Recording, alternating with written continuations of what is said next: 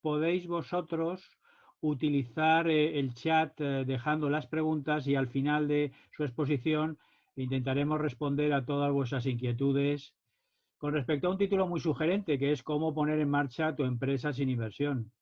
No lo sé si parece ser una paradoja, algo extraño, cuando cualquier proyecto de emprendimiento entendemos que tiene que haber siempre el dinero y la financiación, siempre es un elemento, un caballo de batalla. Pero tal vez nos olvidamos del truco, que son los clientes. Lucas Cervera, que nos acompaña, es emprendedor, ha intervenido y ha cofundado varias empresas y ahora mismo está con un proyecto en marcha en Bots, que es de, ya os contará él cuál es su actividad. Y además de su faceta de emprendedor, que nos puede hablar de su experiencia a la hora de organizar, de montar, de desarrollar proyectos de emprendimiento, también une su faceta a la faceta de inversor desde el otro lado y desde el lado de la docencia. Lucas lleva años trabajando en el mundo también del emprendimiento y de la docencia y yo creo que uniendo esas tres perfiles en uno puede ser desde luego muy interesante. Lucas, te doy la bienvenida y te doy las gracias por estar con nosotros y estamos todos ávidos de saber cómo podemos poner en marcha proyectos sin inversión. Nada más, estar atentos a las actividades de la UDP. Al final de la sesión sí pasaremos un cuestionario para ir mejorando en procesos en sucesivas ediciones.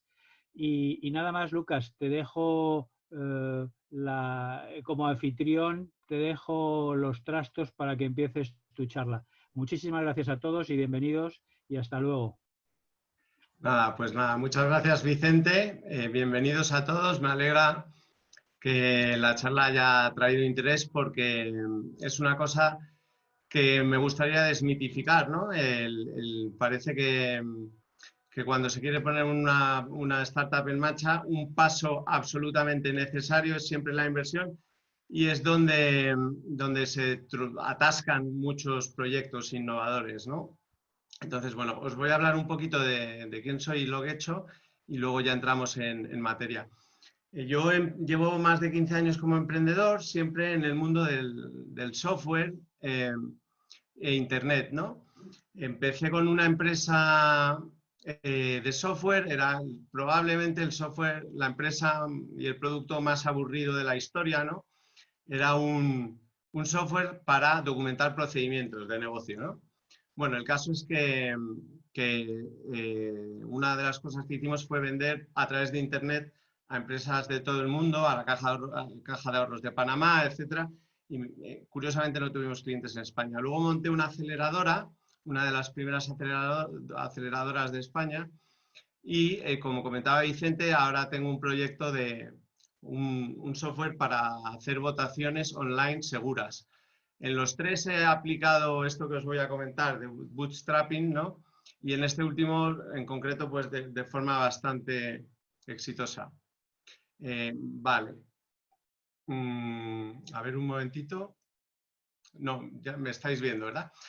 En paralelo, empecé a dar formación a emprendedores y sobre diseño y validación de negocio y he asesorado como tutor a muchos, casi 800 ya emprendedores, ¿no? Con lo cual he visto muchos modelos de negocio y a muchos de ellos pues les he intentado ayudar a poner en marcha su negocio pues precisamente sin inversión, ¿no?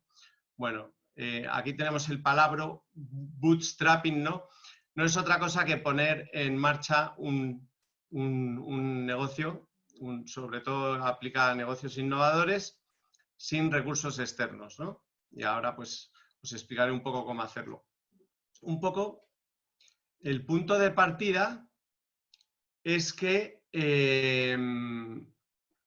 al principio, cuando estás intentando poner en marcha un negocio innovador, se entra un poco en un círculo vicioso, ¿no? Que es el ciclo este. Para tener un producto necesito desarrollarlo. Para desarrollar el producto necesito ingenieros, necesito trabajadores, necesito dinero. Para tener dinero necesito vender, pero para vender necesito el producto, ¿no? Entonces, parece que por sí solo el proyecto no puede evolucionar, ¿no?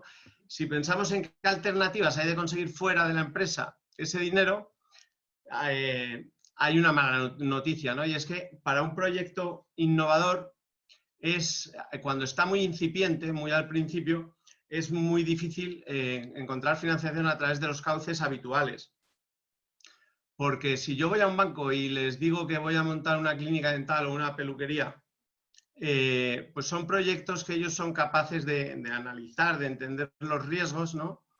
En cambio, si voy a un banco y les digo que mi proyecto son unas gafas de realidad aumentada para mascotas que se pagan con Bitcoin, que espero que ninguno de vuestros proyectos sea así, pero son proyectos que es difícil entender el potencial que tienen y tienen mucha incertidumbre, con lo cual es difícil encontrar gente que apueste por un tipo de proyectos así porque no le dan garantías, ¿no? Con lo cual parece que la alternativa más obvia que nos viene a la cabeza es necesito inversores, ¿no?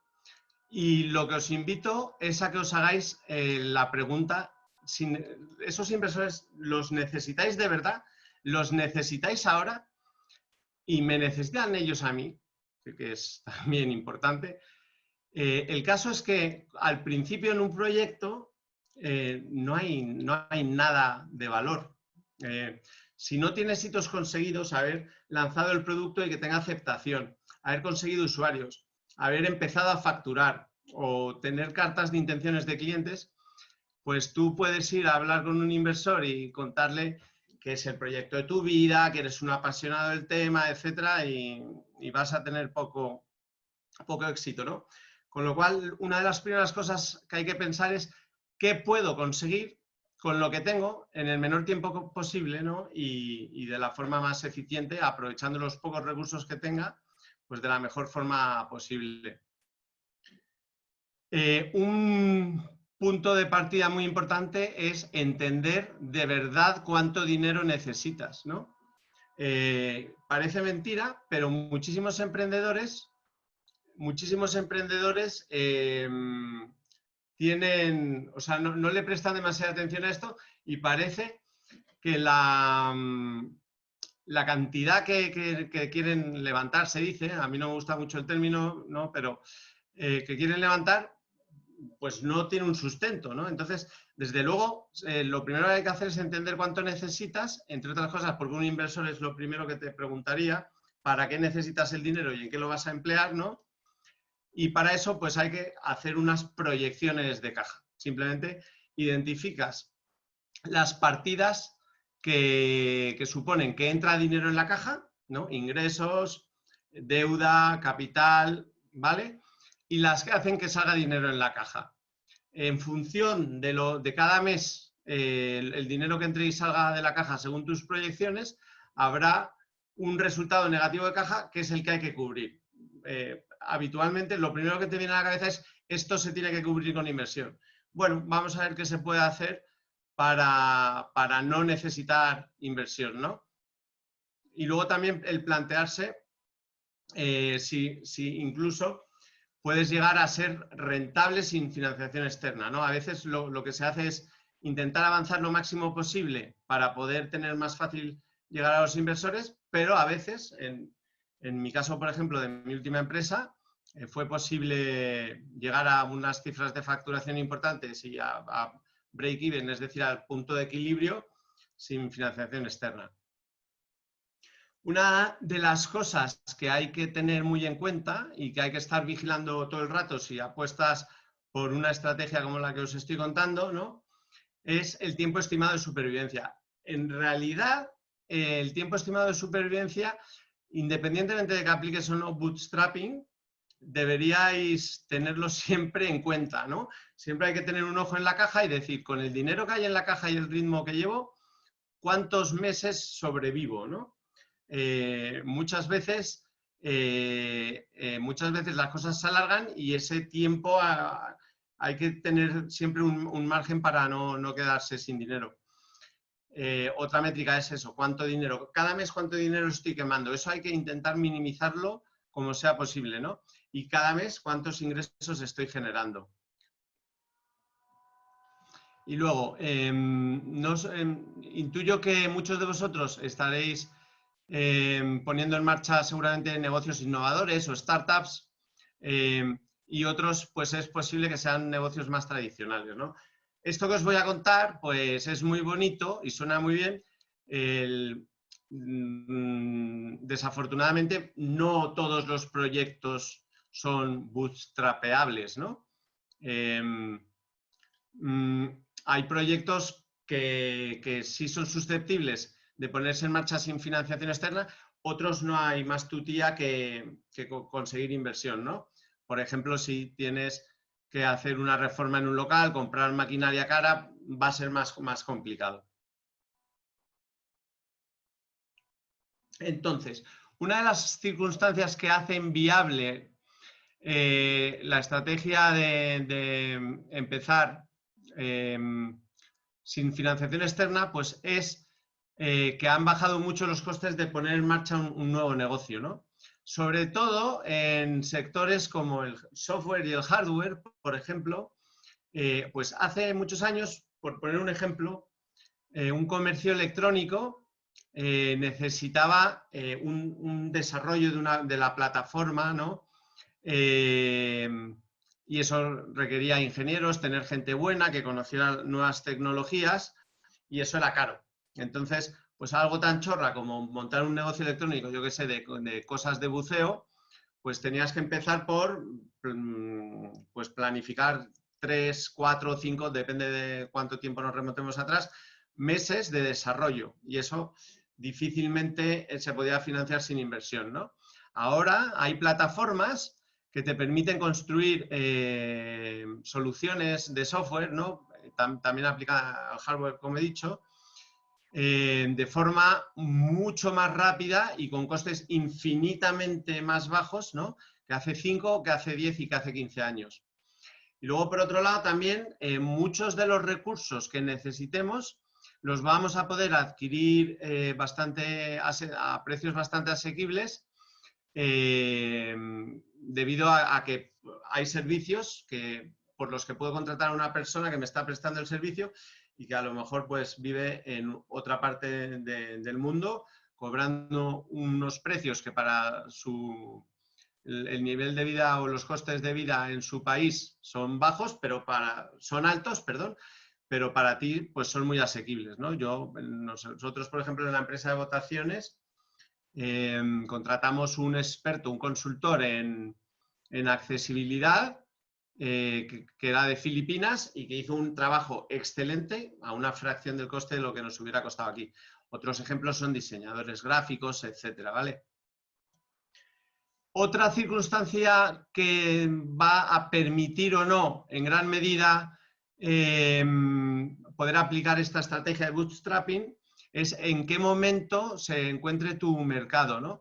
Si estás en un mercado muy incipiente, en una etapa primera, con los primeros clientes pues muy de cacharrear, muy frikis, digamos, con interés en cómo funcionan las cosas, etcétera, eso se llaman innovadores o early adopters, pues es muy posible que la mejor estrategia no sea conseguir inversión, porque el mercado crece a su ritmo y seguramente pues no necesites, no tengas esa prisa por perder la ola.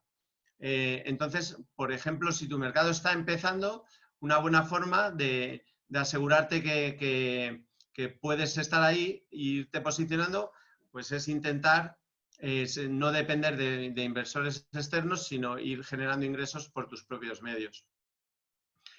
Otro factor importante para ver si tiene sentido bootstrapear en vuestras circunstancias, pues es las circunstancias personales de los emprendedores, ¿no?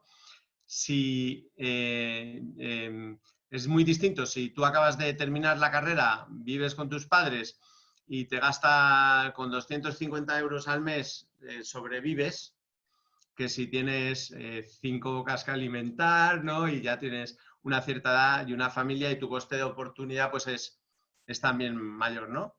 Una de las cosas buenas también de poner en marcha un negocio es que si tus circunstancias te lo permiten, seguramente incluso si sale mal el negocio, solo lo que te llevas en experiencia, aprendizaje, etcétera, pues puede pagar con creces el tiempo y el dinero que hayas invertido en ese negocio. Y luego, ¿cómo hacemos bootstrapping, ¿no? ¿Cómo se lleva esto a la práctica? Pues hay dos formas de financiar un negocio con tus propios medios.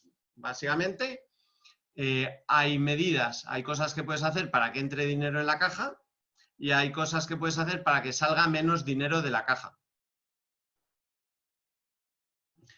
En el primer grupo de medidas, ¿no? De generar dinero, de intentar que entre dinero en la caja, hay uno que es sin duda el más importante de todo lo que os voy a contar, ¿no? Muchas veces cuando doy clases de temas de emprendimiento y pregunto a los alumnos, a alumnos o en charlas con emprendedores, ¿no? Como esta, decidme formas de financiar una empresa, pues se cubre primero una lista con casi todas, ¿no? Inversores, financiación pública, financiación bancaria, deuda, bla, bla.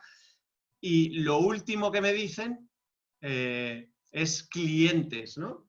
Entonces, eso, si hay una idea importante en lo que os voy a contar hoy es intentad financiaros con clientes, con dinero que viene de clientes.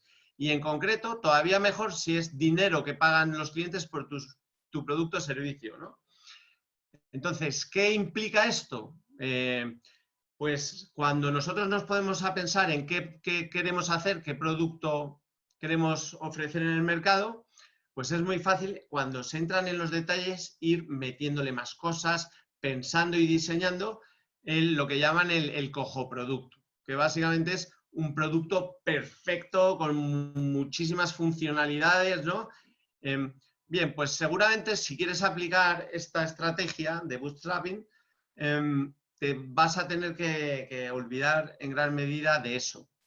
A lo mejor puedes construir eso como visión, pero no te puedes permitir el lujo de que lo primero que saques al mercado sea ese producto perfecto. Entonces vas a tener que trabajar para construir se llama un producto mínimo viable, ¿no? Que es un producto muy limitado en funcionalidad que resuelve de forma muy buena un problema, el problema principal que quieras resolver para tus clientes, ¿no? Y que desde luego no es ni el más bonito del mundo, seguramente ni el más estable o fiable del mundo, ¿no?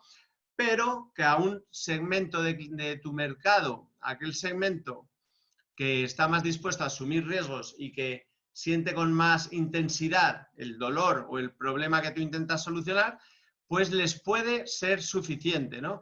Entonces, esa es un poco la filosofía. Si conseguimos sacar un producto pequeño, ponerlo en el mercado cuanto antes, intentar que paguen, también muy importante, que paguen los clientes cuanto antes, pues no solo va a entrar dinero en la caja, que es lo que queremos conseguir con esto, sino que además va a validar que lo que estoy haciendo no es una idea alegre que se me ha venido a la cabeza y que no tiene ningún sentido, que muchas veces pasa que emprendedores dan por hecho que el mercado necesita un producto, lo sacan y no le genera interés a nadie, ¿no? Por otro lado, es más fácil en general aplicar esta estrategia de bootstrapping en proyectos cuyos clientes son empresas, proyectos B2B. En proyectos B2C, que son proyectos en los que tus clientes son consumidores, es un poco más complicado. Generalmente pues hay que captar muchos consumidores antes de que los ingresos que vienen por esa vía sean significativos. Pero aún así hay formas. Hay formas, por ejemplo, se me ocurre, estuve asesorando a una emprendedora que tenía un proyecto de servicios de belleza a domicilio, ¿no? Básicamente, ella a través de su página podías solicitar que fuera un maquillador, un peluquero, a tu casa a peinarte o maquillarte. Siendo claramente un proyecto B2C, dirigido al público final, a personas físicas, bueno, pues llegó a acuerdos, llegó por ejemplo a un acuerdo con un banco que lo ofrecía como incentivo para sus empleados. Entonces, si puedes cerrar uno o dos acuerdos de este tipo, a lo mejor ya te da para cubrir tus costes y no estás quemando caja cada mes, ¿no? Y luego ya pues te puedes centrar en llegar al consumidor final. Otro tipo de ingresos que puedes conseguir, ¿no? para que entre dinero en la caja, pues son servicios a empresas.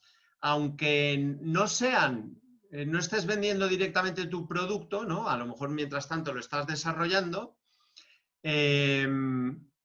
puedes ofrecer, por ejemplo, servicios de consultoría. Otro ejemplo es, estuve asesorando a un emprendedor que tiene un proyecto, una startup de temas de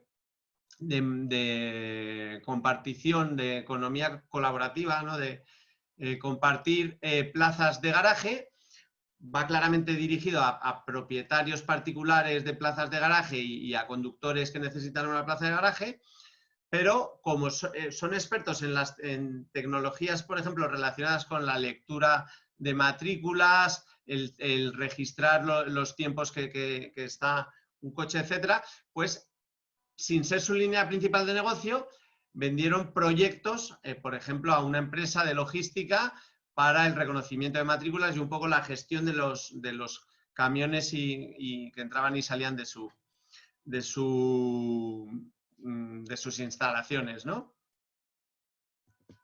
Una forma también, y esta es muy buena, de meter dinero en la empresa, incluso sin tener el producto hecho, es el crowdfunding, del cual intuyo que todos ya habéis oído hablar, ¿no? Con plataformas como Kickstarter, por ejemplo. Esto es fenomenal porque estás consiguiendo que clientes te paguen por adelantado por un producto que todavía no has hecho, te paguen para que lo hagas, ¿no? Es decir, a nivel de caja es fenomenal. Estás metiendo dinero en la caja con el que puedes financiar el desarrollo del producto y encima estás validando que cuando desarrolles el producto lo vas a vender porque es que ya lo has vendido, ¿no? Es decir, ya hay gente que ha abierto la cartera y ha pagado. Otra forma ya no tan buena, ¿no? Pero sí es viable y es muy habitual, es un negocio lateral. Es decir, si sois 3 socios, por ejemplo, en la empresa, a lo mejor no es necesario, y muchas veces es así, no es necesario que los 3 os dediquéis desde el principio al 100% a la empresa, ¿no? Cada uno cubrirá distintas funciones y las funciones pues pueden ir escalonadas. A lo mejor al principio hace falta desarrollar software y la parte de comercial pues viene más tarde, ¿no? Entonces, esto es muy habitual. Esto lo que implica es que, pues, en vez de que haya 3 socios que se tienen que sostener como puedan, ahora veremos algunas fórmulas, pues por lo menos al menos 2 de ellos van a tener que trabajar mucho y cuando salgan del trabajo van a tener que remangarse y ponerse a trabajar en el proyecto, ¿no? Hasta que se puedan dedicar al 100%. Pero al menos la presión pues no es tanta y no son 3 personas que están quemando ahorros, ¿no? Luego, otra forma de que entre dinero en la caja, pues el 100% de las empresas pasa esto, ¿no? Hay una aportación de capital inicial por parte de los fundadores. En startups que no necesiten mucho desarrollo, por ejemplo, lo que hay que aportar sobre todo es trabajo, pues muchas veces se aportan 3.000 euros de capital inicial y con eso ya se cubre pues todo el dinero que haga falta mínimo pues para la constitución de la empresa y algunos gastos de los que no te vas a librar, ¿no? Pero bueno, puede ser más o menos, sobre todo en el tipo de empresas que son susceptibles de utilizar esta estrategia, pues no suele ser mucho el capital que se debe aportar. Y a veces, bueno, pues se hacen otros ingresos, hay gente que da clases, etcétera, y bueno, pues según el acuerdo que lleguen los fundadores, también puede ser una forma ya no tan buena porque no está directamente relacionada como las anteriores con la actividad o el tipo de clientes a los que me dirijo, pero bueno, no deja de ser una forma de que entre dinero en la empresa. Vale. Bien, esto pongo aquí, negaré haber incluido esto en mi presentación, ¿vale? No soy muy partidario de que se apliquen estas técnicas para que entre dinero en la caja, pero hay gente que lo hace y lo hace con éxito, ¿no? Yo, por ejemplo, pues he estado asesorando a unos emprendedores que han ganado 2 premios, uno de 3.000 euros y uno de 10.000. Oye, que son jóvenes y les da bastante gas eso, ¿no? En cuanto también te ayuda a comunicar y a presentar tu empresa, no está nada mal. Pero te puede distraer mucho, ¿no? Y hay que intentar evitar el postureo. También hay emprendedores que parece que solo viven de eso, ¿no? En cuanto a las subvenciones y ayudas, también hay gente que consigue que entre dinero en la caja de esa forma, ¿no? Hay que tener muchísimo cuidado porque no se puede depender de ellos, ¿no? Muchas veces no llegan y a veces llegan tarde, ¿no?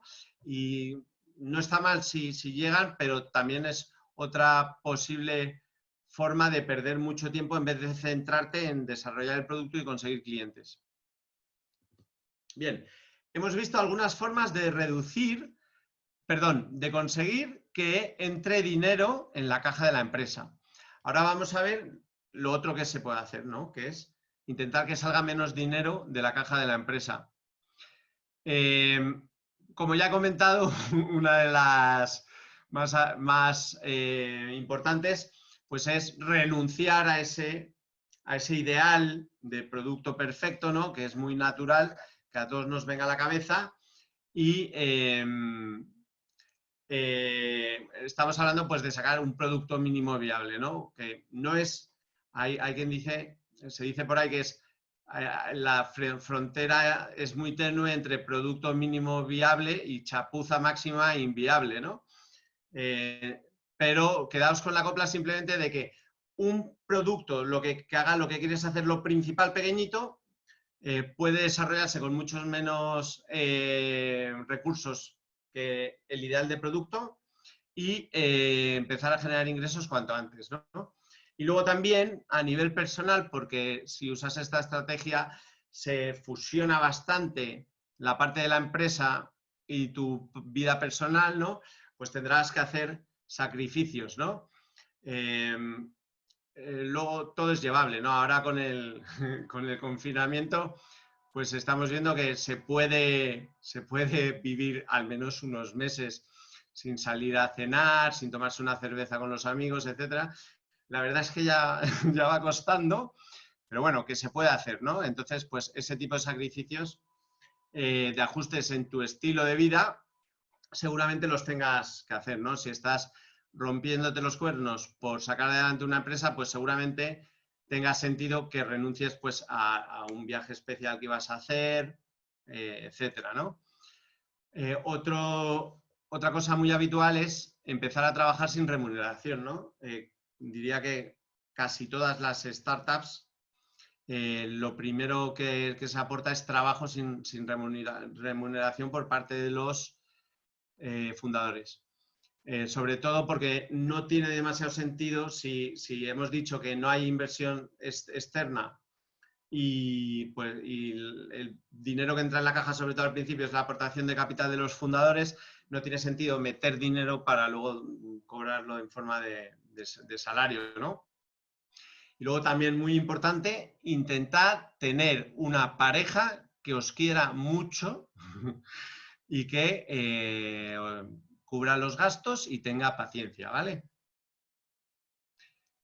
Luego, también, aparte a nivel particular, se puede ahorrar en la empresa. Lo primero que se puede hacer es evitar gastos superfluos, ¿no? Y es muy fácil entusiasmarse y cuando estás montando algo, pues empezar comprando ordenadores buenos para todo el mundo, etcétera.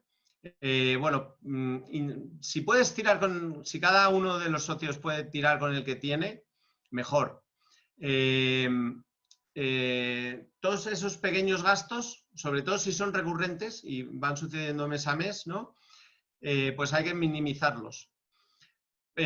Por supuesto, si puedes empezar sin oficina, ¿no? Hay proyectos que necesitan una oficina, sobre todo si tienen un componente comercial que lo exige, pero muchos otros no la necesitan, ¿no? Y simplemente se trabaja en remoto. Nosotros, en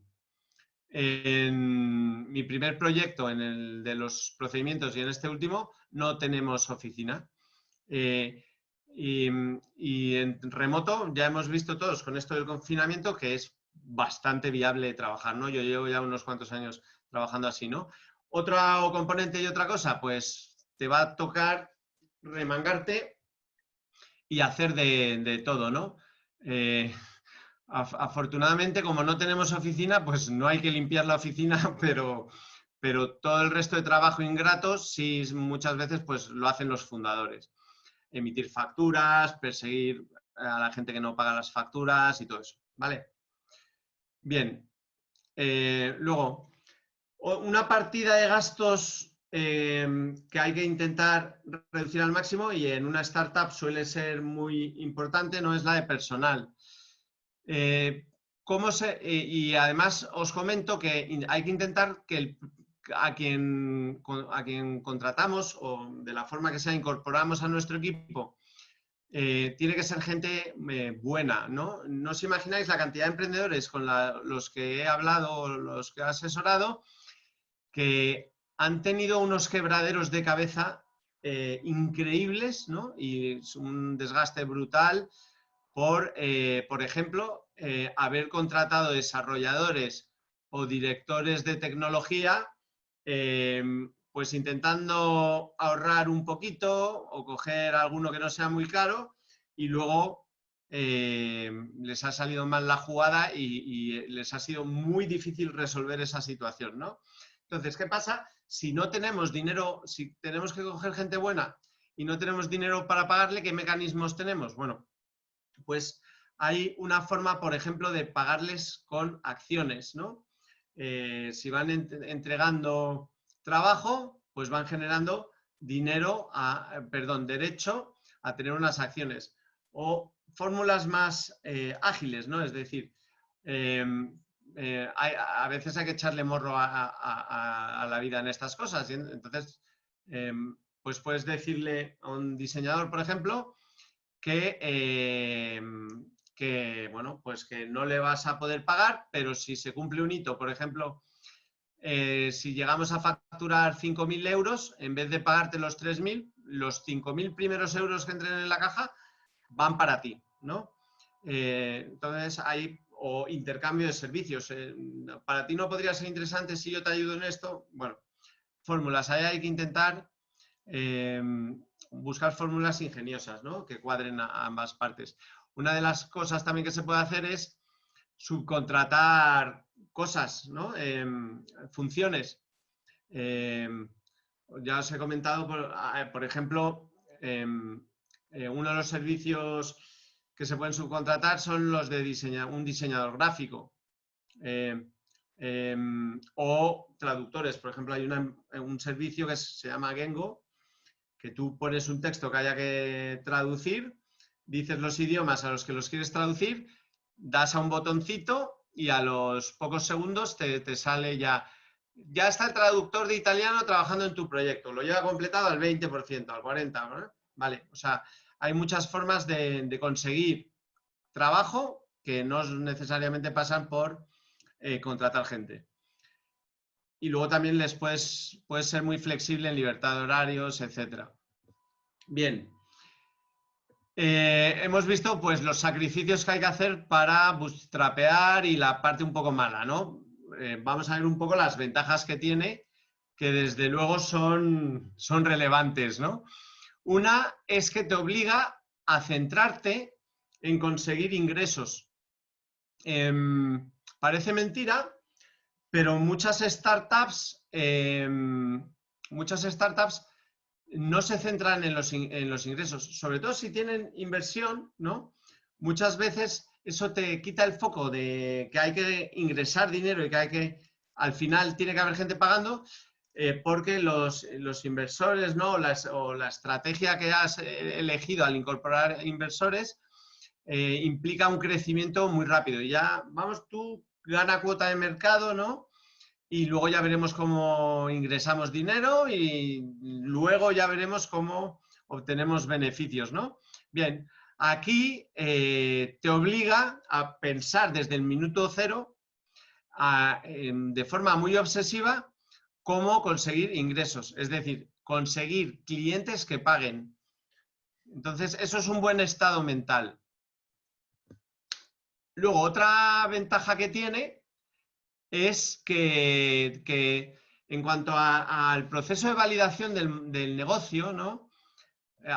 Tú has diseñado un negocio, pero muy pocas veces, en cuanto empiezas a sacarlo al mercado y a contrastar tu producto y a intentar venderlo y a intentar que te paguen, muy pocas veces la idea original, bueno, muy pocas veces te diría ninguna, ¿no? Hay un autor que se llama Ashmauria que dice directamente el plan A no funciona jamás, ¿no? Y tiene mucha razón, ¿no? Entonces, todo ese proceso de ir descubriendo cosas y adaptando el modelo de negocio, pues no tienes que dar explicaciones a nadie, ¿no? No hay nadie al que le hayas vendido. Luego los inversores entienden cuando el plan inicial no funciona, entienden que cambien. Pero si no tienes inversores, tienes mucha más agilidad para llevar a la empresa por donde te guíe tu instinto, o más que tu instinto, los datos y la información que vas contrastando en el mercado. Entonces, bueno, es otra cosa buena, no tienes inversores a los que dar explicaciones. Otra ventaja muy grande de esta estrategia es que no te diluyes. Diluirse es el proceso por el cual cada vez que haces una ronda de inversión se amplía capital y vas perdiendo porcentaje, los fundadores van perdiendo porcentaje de propiedad de la empresa. Es cierto que es un porcentaje menor de una tarta más grande, ¿no? Pero esto tiene un peligro, y es que puede llegar un punto en el que si no gestionas muy bien eso, pues los fundadores estén rompiéndose la cabeza y deslomándose a trabajar para enriquecer a otros, y ellos en realidad se han quedado con un porcentaje pequeñito de la empresa, ¿no? Con lo cual se desincentivan y es una situación muy complicada. Que es, sobre todo, si estamos hablando de las etapas muy iniciales de la empresa, si tú quieres conseguir dinero y quieres vender un porcentaje que se suele recomendar que no sea más del 20% de la empresa, ¿qué valoración tiene esa empresa? O sea, si es que lo único que hay es 3 chavales bueno, chavales o no tan chavales, ¿vale? Con mucha ilusión, bla, bla, bla, bla. ¿Cuánto vale eso? ¿No? Entonces vas a tener una valoración muy baja, y para conseguir relativamente poco dinero vas a tener que vender un porcentaje relevante de tu empresa. Entonces, bueno, pues otra ventaja que tiene esto del bootstrapping. Todo esto que estoy diciendo no es porque sea de la Liga Española de Antiinversores, ¿no? Los inversores cumplen una función súper importante, y en un momento, y si haces las cosas bien, van a jugar un papel relevante. Es decir, si tú llegas a un momento en el cual lo tienes todo, todos los engranajes están funcionando, tienes un producto que se vende, tienes los argumentos comerciales, tienes la forma de llegar al mercado, el mercado está creciendo, seguramente tu empresa a lo mejor no es capaz de generar tanto dinero como para financiar ese crecimiento, y si no y corres el peligro de perder la ola, pues en ese momento puedes buscar inversores, ¿no? Es lo que hizo, por ejemplo, una empresa que se llama GitHub, que empezó bootstrapeando, ¿no? Y creció muchísimo, le iba fenomenal. Y la primera ronda que hizo, las primeras rondas, para que tengáis alguna referencia, pues una ronda con Business Angels, que es un tipo de inversor que empieza muy prontito en las etapas iniciales de una empresa, pues pueden ser desde 50.000 hasta 200, 250.000 euros. Bueno, esto es la primera ronda que hicieron, fueron 400 millones de dólares. Y luego, unos años más tarde, la compró Microsoft por 7,5 billones, miles de millones de dólares, ¿no? Con lo cual, a lo mejor esto de bootstrapear te permite buscar esa inversión en el momento que de verdad sea adecuado, porque a los inversores, sobre todo, no les gusta financiar desarrollo, sino crecimiento, ¿no? Y puedes aprovechar y hacerlo así. Bien, te obliga a buscar fórmulas, ya hemos comentado algunas, creativas para conseguir recursos. Otra ventaja, ¿no? También tiene riesgos. Un riesgo que tiene es que es posible, bueno, es posible no, es prácticamente seguro, sobre todo si haces cosas como que te distraigan un poco del proyecto. Si consigues ingresos vendiendo el producto, fenómeno. Si tienes que conseguir ingresos de alguna de las otras formas que hemos descrito, que ya no están tan relacionadas con tus clientes o con tu producto, pues pierdes foco, es menos tiempo que le dedicas al proyecto, ¿no? Y cuidado con eso, que puede distraer bastante. Luego, siempre pasa, en general y en concreto en la puesta en marcha de una startup más todavía, que todo lo que habías planificado tarda más en llegar, ¿no? Si el estilo, si has elegido bootstrapear y los fundadores están haciendo sacrificios, ¿no?, de trabajo, económicos, etcétera, pues estos retrasos pues pueden quemar mucho al equipo, ¿vale? Y una de las conclusiones que hay es, si quieres poner en marcha la empresa sin financiación externa, tienes que ser ágil. La agilidad es un concepto que viene del mundo de desarrollo de software y que básicamente lo que es hay que ir desarrollando el producto poco a poco, iterativamente se dice, desarrollando una versión pequeñita, poniéndola delante de los clientes, mejorándola un poquito, intentando cobrar, de nuevo la saco, y todo el rato estoy recogiendo feedback de mis clientes, ¿no? Afortunadamente, en los últimos años hay mucho conocimiento y muchos libros, recursos, internet, cursos, cosas que explican estas metodologías ágiles y cómo puedes aplicarlas, ¿no? Sin ir más lejos, en ESIG, en breve comenzaremos un programa de aceleración de proyectos basado en este tipo de metodologías. También es importante, muy importante, que pienses y diseñes el tipo de trabajo y de trabajadores que necesitas, ¿no? Es decir, ¿cuándo de verdad necesito incorporar a tal persona? ¿Lo puedo posponer un poco? ¿Cómo lo puedo involucrar? Ya hemos visto que hay más formas que no necesariamente son contratándole y pagándole. ¿Qué expectativa es muy importante gestionar cuando se involucra gente y no es mediante un contrato laboral? Pues hay que tener mucho cuidado y dejar las cosas muy claras para que no haya problemas luego y que se hayan generado expectativas que no son reales, ¿no? Y también asegurarte que todos remáis y entendéis la empresa de la misma forma. Y luego ya, casi para terminar, es muy importante el ser consciente de que las estadísticas no mienten y la mayor parte de las startups fracasan, ¿no? Si aplicáis esta estrategia de bootstrapping, habréis hecho un esfuerzo y unos sacrificios notables, ¿no?, para poner en marcha la empresa. Es muy fácil enamorarse de la idea y no ver que la cosa no está funcionando, ¿no? Si la cosa no funciona, no te entrampes, no te enfangues. Si la cosa no funciona, no pasa nada. Has intentado poner en marcha un negocio innovador y por definición los negocios innovadores tienen riesgo, ¿no?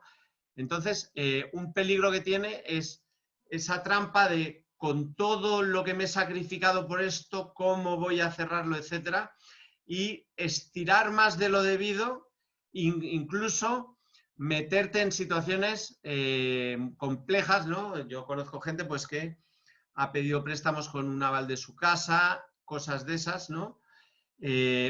O que, mira, como van a entrar estos ingresos ya en breve, pues mira, ya pagaré las nóminas o lo que sea, cuidado. Y la diferencia entre cerrar a tiempo o no cerrar a tiempo y complicarse las cosas puede ser cuestión de una semana. A mí me ha pasado, o sea, una semana las cosas no van muy bien, pero de repente no me sale la palabra, se desarrollan las cosas y cambian las circunstancias y de repente se da la vuelta y no puedes pagar a un proveedor. Con lo cual, mucho cuidado con eso, ¿vale? Tenéis muchísimos ejemplos de empresas bootstrapeadas, ¿no? Muchas son muy grandes, por ejemplo, los logos que vemos aquí, pues son empresas que han llegado a ser muy grandes. No necesariamente, ni mucho menos, tiene que ser eso o sea, son los ejemplos mejores para un emprendedor normal español, ¿no? Muchos de vosotros, pues a lo mejor queréis hacer un negocio muchísimo menos ambiciosos que estos y es mucho más fácil bootstrapearlo, ¿no? Quiero poner un ejemplo en concreto de una empresa española que para mí es un ejemplo magnífico de todo esto que os he comentado y es Milanuncios, que supongo que conoceréis todos. Durante mucho tiempo ha sido la segunda página más visitada en español, ¿no? Y es de un tío no sé si es Salamanca o Cuenca, ¿no?, que empezó con la página y durante muchos años la llevaba él solo. Solo año y medio antes de venderla incorporó unas poquitas personas y la vendió al líder europeo de anuncios clasificados por 50 millones de euros, ¿no? Con lo cual, es posible hacer este tipo de cosas y llegar a estos niveles, pero desde luego lo que sí es posible es aplicarlo y pues tener una empresa que funcione pues más modesta, ¿no?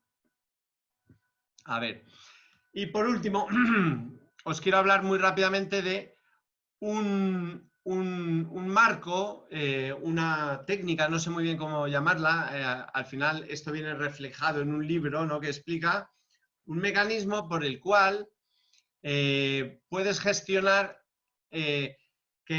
las aportaciones a la empresa y las recompensas que puede tener quien haga aportaciones a la empresa. Básicamente lo que es si yo consigo poner en marcha la empresa con aportaciones de dinero, de trabajo, de activos, de gente, lo que se puede hacer es, esto es slicing the pie, que significa partiendo el pastel. Lo que dice es, vale, vamos a acordar primero, a priori, cuánto se valoran las aportaciones. Entonces, el tiempo de los fundadores, pues cada hora que aporte un fundador, que se va a valorar al doble del precio de mercado que tiene su trabajo. Cada hora que aporte alguien que no es fundador, pero que sea un abogado, por ejemplo, o un consultor, pues se valora a 3, se elige un múltiplo y se establece a priori. Cuando alguien aporta dinero, se recomienda que el múltiplo sea 4 veces, ¿no? 4 veces el dinero. Si yo aporto 500 euros, pues el valor económico de esa aportación contabiliza como 2.000 euros, ¿no? En todo momento se han registrado, cada mes se van registrando qué tipo de aportaciones ha realizado quién, ¿vale? Y en función del valor de esas aportaciones, en cada momento se sabe cómo está repartida la tarta, a quién le corresponde qué porcentaje de ese negocio. Y luego ya más adelante se formaliza.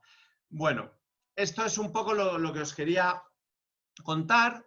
Si tenéis alguna duda o alguna sugerencia o cualquier comentario que me queráis hacer, tengo una página web que es lucascervera.com y en Twitter, en Facebook y LinkedIn mi usuario es Lucas Cervera, ¿vale? Espero que os haya interesado y que sobre todo espero que a muchos os haya dado alguna idea para intentar quitar el mito este de que siempre es necesario conseguir inversión si quieres hacer un proyecto, una startup en serio, ¿no? Muchas veces eso es un escudo, muchas veces hay gente que de alguna forma eso le sirve como excusa, ¿no? Pues mira, hay formas de hacerlo. No siempre, pero si tenéis una empresa y se amolda a las circunstancias que he comentado, creo que es una opción muy interesante. Nosotros, desde luego, intentaré siempre que sea posible aplicarla en el resto de empresas que ponga en marcha y sobre todo en la última, pues nos ha funcionado muy bien, muy bien. Muchísimas gracias, Lucas. Muchísimas gracias A por el vosotros, foco en Vicente. clientes, por el foco en clientes. Tenemos algunas preguntas en el chat. No sé si Sí. te las hemos enviado. Hay quien pregunta, ¿sí? Sí, sí, como quieras. Si quieres me las haces tú, las voy leyendo. Puedes leerlas si quieres. Vale. ¿Cuánto tiempo tenemos para las preguntas? 5 minutos. Vale, pues entonces voy a intentar contestar rápidamente un poco. Vale. Bueno, ya has respondido algunas. En concreto, hay quien nos pregunta si los negocios innovadores, el riesgo al fracaso son mayores que los negocios tradicionales y el por Sí, qué. sí, sí. Eso claramente la respuesta es que sí. De hecho, va embebido en el propio concepto de innovación, ¿no? Innovación es sacar algo nuevo que genere valor, una invención, o sea, conseguir que una invención genere valor para los clientes y eso siempre tiene más riesgo que un modelo de negocio que ya está aprobado, ¿no? Vale, luego pone, considera que es mejor ofrecer phantom shares que la política de incentivos de toda la vida. Es decir, el efectivo líquido. Vale, para quien no lo sepa, phantom shares es una forma de alguna forma, de pagar con acciones, muy entre comillas, ¿no? Al final de hacer partícipes en la empresa a trabajadores que tienes. Depende, yo creo que eso depende sobre todo de la persona que está dispuesta o no a recibir phantom shares.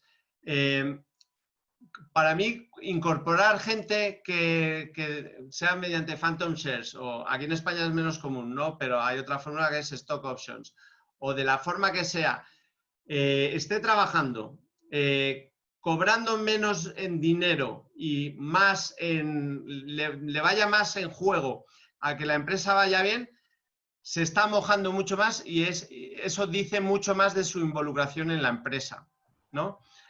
No sé si he respondido a la pregunta. Luego, ¿tiene algo que ver el bootstrapping con negocios de tipología low cost, dado el origen del término? Bueno, el origen del término parece ser que es bootstrapping. Bootstrap es las cintas que tienen las botas para que puedas tirar y meterte bien una bota, ¿no? Y el concepto, que es un poco burlesco, yo creo, es que es alguien que intenta levantarse a sí mismo tirando de las cintas que tienen las botas hacia arriba, ¿no? Entonces, en low cost, yo creo que tiene en común que mantiene, o sea, el low cost, según lo entendemos, por ejemplo, en una línea aérea, tiene en común que intenta reducir los gastos superfluos al máximo. ¿Qué es lo que pasa? Pues una línea aérea como Ryanair lo hace para poder bajar los precios y competir en precios. Una empresa bootstrapeada lo hace para poder vivir sin financiación externa. Y por último, ¿tienen más riesgo de fracaso? Vale, esa ya le he respondido. Entonces, a ver, la primera, dentro de los productos o servicios que se pueden subcontratar, ¿cuál crees que es el más peligroso? ¿O te la juegas más si tienes una mala elección? No tengo ninguna duda en esto. Es la tecnología. Ya he hecho alguna referencia a esto, pero subcontratar y tomar una mala decisión.